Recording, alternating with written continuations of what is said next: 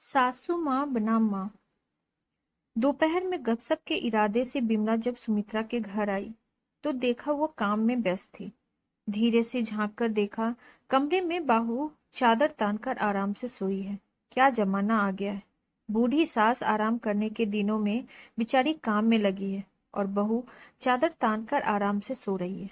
बिमला ने आंगन में सूखे कपड़ों के ढेर और धुले बर्तनों की तरफ देखते हुए मुंह बिचकाकर कहा, ऐसा नहीं है, बहू की तबीयत ठीक नहीं है, वरना तो वह मुझे कोई काम करने ही नहीं देती। सुमित्रा ने कहा, आजकल की बहुएं होती है कामचोर।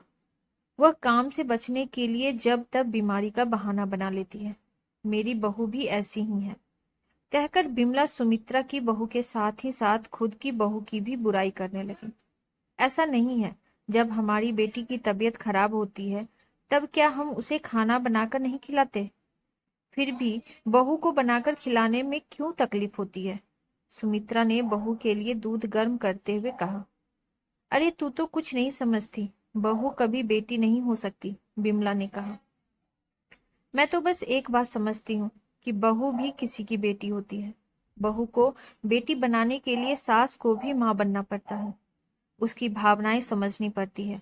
हम चाहते हैं हमारी बेटी को उसके ससुराल वाले बेटी जैसा प्यार दें, तो अपनी बहू को बेटी समझने में दिक्कत क्यों? कहते हुए सुमित्रा दूध का गिलास लेकर बहू के कमरे की ओर बढ़ गई। बिमला अपना सरा सा मुंह लेकर रह गई। बुखार में तपी होने पर भी बहू की आंखों में खुशी के आंसू आ गए। आपको हमारी ये कहानी कैसी लगी कमेंट बॉक्स में जरूर बताइए, और ऐसी ही ढेरों सारी कहानियों के लिए वीडियो को लाइक, शेयर और चैनल पर नए हैं तो सब्सक्राइब करना न भूलें। Thank you.